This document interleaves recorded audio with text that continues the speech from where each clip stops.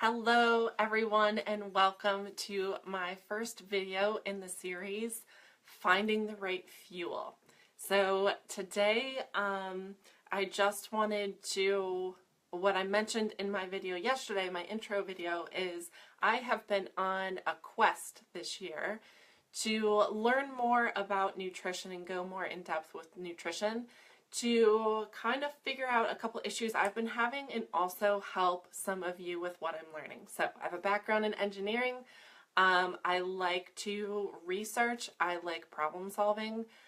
So this is kind of right up my alley. So I want to share that because I've learned a lot this year and I want to share that with all of you. But first, I think we have to start with the basics. So that's what we're going to talk about today. It's just getting started. Because I think a lot of people have looked at things that I've been doing and have thought like, wow, that's some crazy stuff. That's really extreme. And I think getting started or going from nothing to where I've been is a huge leap. And it's been a big, long journey. And I think I kind of have to step you back to where I started in the first place. So today I just wanted to share my philosophy on how to get started improving your nutrition so that you can improve how you look or how you feel, and get long-lasting results the healthy way. I think just getting started is so overwhelming for people that it kind of paralyzes you to do nothing. And so many people are unhappy with some aspect of how they look, how they feel, their energy. Maybe they have a health issue they're struggling with, but it's so overwhelming to change your nutrition. So I just wanted to kind of share what I did in my journey, and then what I recommend when I'm helping other people get started. So I really think there are three main stages to improving your nutrition.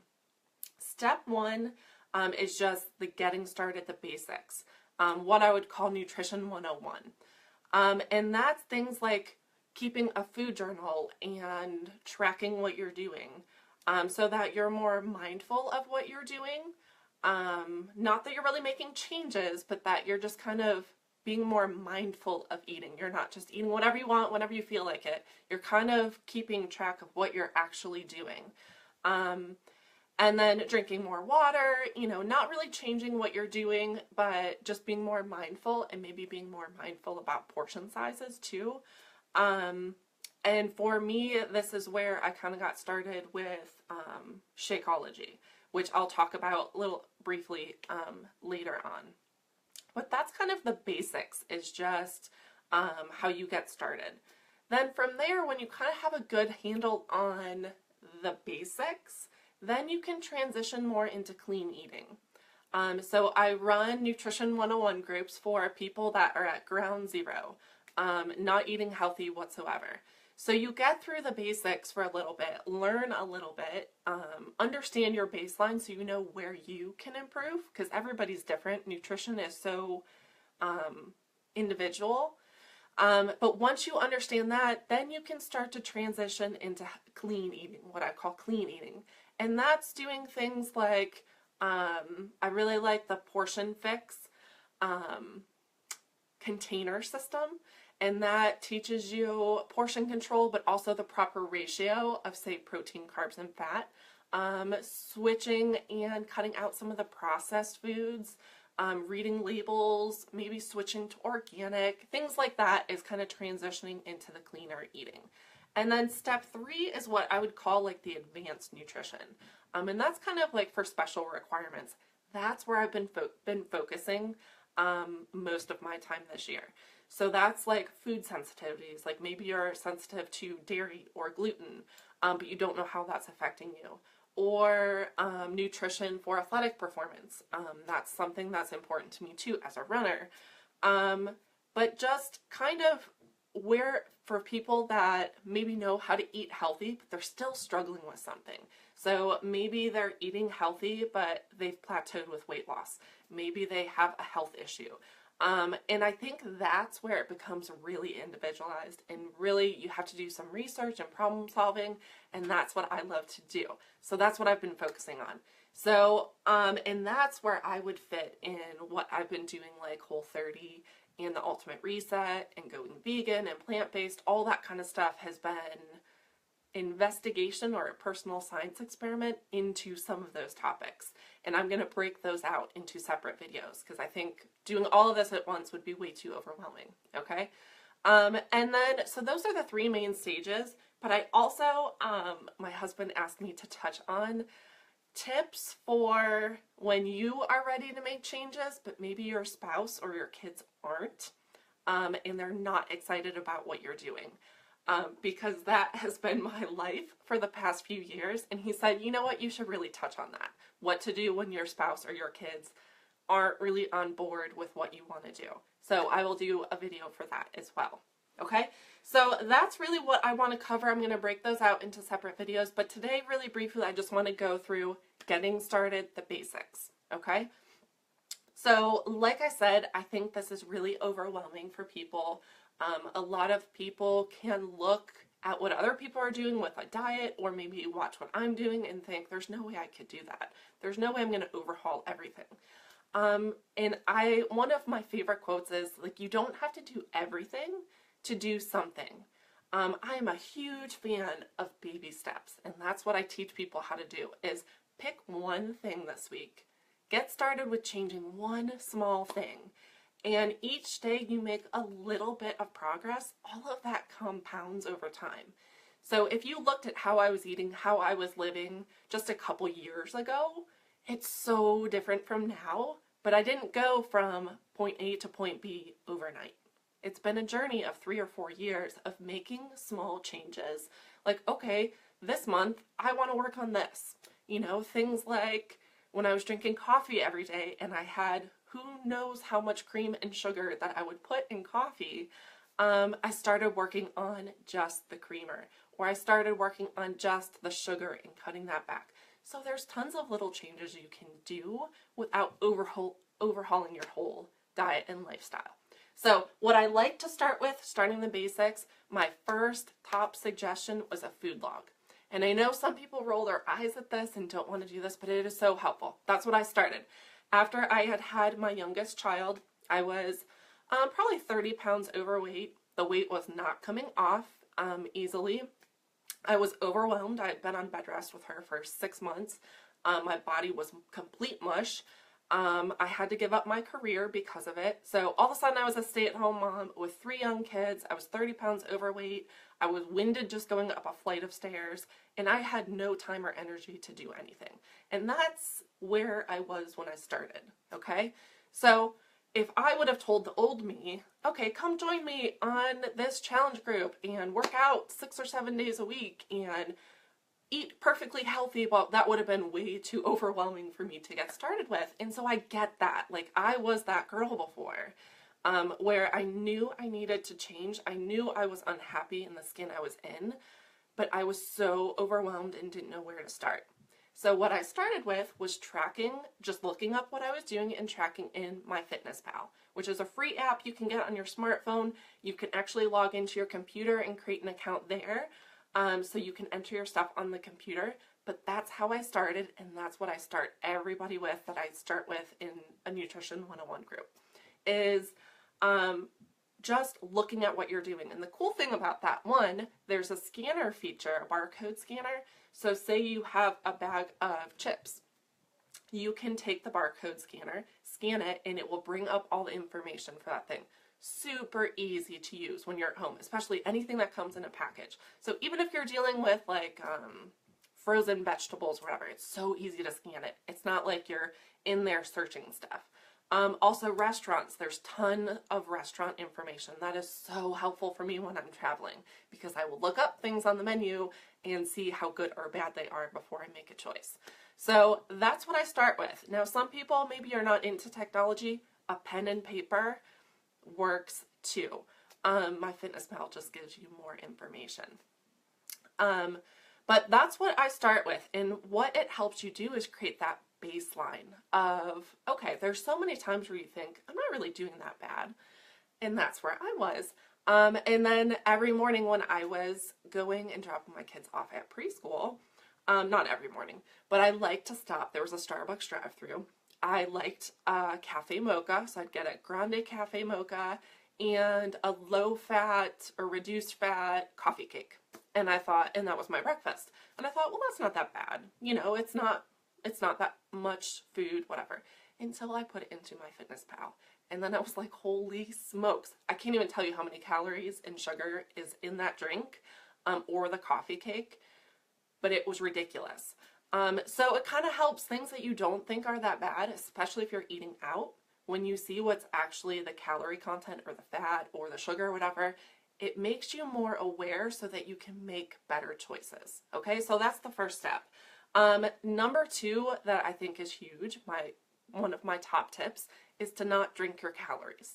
Okay, this is something I started out with my husband when I was starting him out on his journey, but don't drink your calories. So you would be amazed at how many calories you can rack up with things like a coffee drink that has anything in it that's not black. So if you have any kind of sweetener, any kind of flavoring, any kind of creamer, obviously soda or pop, you know, there's calories there. If you're drinking the diet version, there's tons of chemicals in there that actually hurt weight loss. So if you're drinking tea, if you're drinking wine or beer, all of those, orange juice is a big one too, those calories rack up pretty quickly, and that's an easy thing that you can target. You might not think it's easy, but you could still eat all the same food you're eating, but if you just switch over to drinking more water and not drinking the stuff with calories, you're instantly going to make some progress there and lose weight. So that is a big one. And then touching on the water, that's a huge one for people to get started. So many people are walking around dehydrated, and you would be amazed if you just focus on drinking a lot of water. One, it fills you up. Two, you're not going to be as hungry, but that's a huge one for weight loss. So I harp on that in every single group I run, is drink more water. You really should take your body weight. So say if you're 150 pounds, you want to take that divided by 2, so that would be 75, and you want to have 75 ounces of water. So if that makes sense to you. So you take your body weight. If you're a 200-pound man, you should be striving for 100 ounces of water. So it's a lot of water. I try to do like 80 to 100 ounces every day. If I'm really on target, I'll do more. But anything less than that, I feel like dehydrated. So that's a big one though. It does so much for your body. It's a good one. So we focus on that. And then another huge tip, which I'm always surprised because I love breakfast, but a huge tip is to eat breakfast. There's a lot of people that don't eat breakfast, and that can really impact your metabolism. So we focus on eating breakfast, but breakfast that has protein in it is really big. So that's one of my tips as well. And for me, that's where Shakeology came in for me, because breakfast was typically always a quick bowl of cereal or a muffin or any kind of bagel, bread product, English muffin. It would be something like that, and then getting out the door. So to take the time to make eggs, or I've never been a huge meat person, to get up and cook before I was heading out to work, or especially with having the kids at home, it just wasn't happening. So it's easy to pick something carbs like a bagel or a granola bar, or grab something like that. But getting that protein in first thing in the day really helps your metabolism. So for me, my whole story with Shakeology is a little bit different, but a lot of people think it's just a protein shake, and it's not. So it does have protein. It is really quick and easy to make. It takes me 5 minutes to mix it up in my blender. But why it's so important is that it provides the missing link nutrition-wise or nutrient-wise that most people aren't getting in their typical diet. So it has things like, yeah, it has good protein in it, but it has probiotics, prebiotics, digestive enzymes, which help with your gut and digestion and absorbing the food you're eating. That's really helpful. It just provides a lot of the nutrients that you aren't getting, especially if you're not eating healthy. You're not getting a lot of that stuff. But even if you are eating healthy, a lot of times, a lot of the ingredients that are in there, super greens, phytonutrients, adaptogen herbs, I wouldn't be getting that stuff if I wasn't drinking it. So it's really good for giving your body the nutrients you need so that you're not craving the junk. Because if you are cutting calories to lose weight, you are naturally cutting back on nutrients. So your body's going to be nutrient deprived, and then that's when you start craving stuff. So fitting in something low calorie, like Shakeology for breakfast that also has good protein, but all of these nutrients is really helpful for getting started. So for instance, with my husband, Steve, a couple years ago, I told him, I'm like, all I want you to do is track what you're doing in MyFitnessPal. Just track what you're doing, see how good or bad you really are doing, and have Shakeology for breakfast, because he wasn't a breakfast person. I'm like, I guarantee you will lose weight. He was super skeptical, and he will tell you this, he was super skeptical about it, but he trusted me enough to try it. And in that first month, he had lost, I think, 7 or 8 pounds. That's it. He wasn't dieting. He wasn't cutting out any junk food. He was eating how he was normally eating, but he was tracking what he was doing, and he was having Shakeology for breakfast. So then, I think just having that huge results in that first month intrigued him to keep going, and he did, and he ended up losing 30 pounds within a couple months just by making those changes. So, and I've seen it since then. He was my first guinea pig. I've seen it over and over and over. You can accomplish a lot just by doing some of these simple things every day. So that's why for him it's been, and he still drinks it daily because it works. And for me, there's a lot of benefits to it. So if you have any questions, feel free to ever contact me or comment below, and I can save that for another day. But that's a huge one for getting started. It might sound like it's a sales plug, but for me, it's been such a benefit to my health in my life with my immune system and my digestive system. I used to have a lot of digestive issues, and now I don't. So anyways, that's been really good. Another tip for getting started is to cut out snacking after dinner. That's a hard one for me. I was really sick with all of my pregnancies, really sick and nauseous. So I kind of got into this habit of having a little snack late at night because I couldn't go to bed with an empty stomach. And that kind of just stuck with me after having the kids, plus just being tired and being up late after the kids go to bed. But that I have learned, and that's been a struggle for me for the past several years for sure.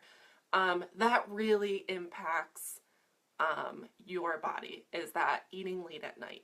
So that's an easy one you can cut out, still have what you're enjoying during the day, but once you have dinner, close up the kitchen and don't have anything until the next morning at breakfast. And you will see, I have seen it, because every time I get strict on that again, I can instantly see it in bloating. It decreases bloating for sure, weight loss. So that's a simple thing you can do. Another thing is sleep. And I don't know why this is so hard for all of us. I can prioritize so many things, but I have such a hard time prioritizing sleep. And it has such an impact on weight loss and bloating. So if you can focus on, I know 7 to 8 hours a night is hard for a lot of people, but if you can try to shoot for 7 hours a night, that is really helpful. And I see it every time in myself and my husband. When we start cutting back on sleep, then we start having issues with that kind of stuff. So that's a tip. So that's kind of the basics, and I like to start then talking about just some of the clean eating principles, like eating protein throughout the day, eating more fruits and vegetables, reading labels on food when you're out grocery shopping, healthy snacks, how you can eat out and not overdo everything or undo everything you've done. And that's where I start to transition into more of a clean eating kind of stage 2 of the whole journey of starting to eat better. So I went a lot longer than I intended to on this, but if this sounds like something, if you are struggling, like you just don't know how to get started and you're overwhelmed, I would love to share in more detail all of this. So this has really been on my heart to help people with nutrition. I see after spending so much time with my dad fighting cancer the past 2 years, I've spent a lot of time in and out of healthcare centers, different things, and just seeing the long-term effects of disease with people when they are older. And so it's just really changed. I've become really passionate about helping people with nutrition and starting now to prevent those issues in the future. So if you're overwhelmed, if you know you want to make changes but you don't know where to start, I would love to chat with you. Even if you never join one of my groups, I am always happy to help because I love to share what I'm learning. And I just want to help inspire other people to live their best life, okay? It's never too short. It's never too late to make changes. You can always go and live your best life and improve your health. So I have a group coming up. I'm going to be starting a new group in May. I'm just accepting a couple clients. I'm going to keep it small so that I can do really individualized help with nutrition. So if that's something that could help you or you know somebody that could help, I'm going to post an application form in the comments below when I'm done with this. And just fill it out if you want more information. No pressure. I'm happy to chat. Or if you know somebody that could benefit, I'm happy to chat with them as well. And then, so this, I hope this wasn't too rambling. I hope this was helpful. The next episode I'm going to do is on clean eating. So we covered stage 1, the basics, getting started. The next stage is clean eating, and I'm going to go through some of my tips for that. And I think I was going to do it tomorrow, but with the Easter weekend, I know people are busy. So I'm going to wait until Monday. So Monday, April 17th, looking at my calendar, I will do the next episode. So I'm planning on doing probably this time again, maybe lunchtime. But I will post a reminder probably Sunday night as far as what time I'm going to go live on Monday. But you can always, I'll post the video on here so you can always catch it later. But I hope this was helpful. Thank you to all of you that have joined. And thanks for watching. I hope you have a great day.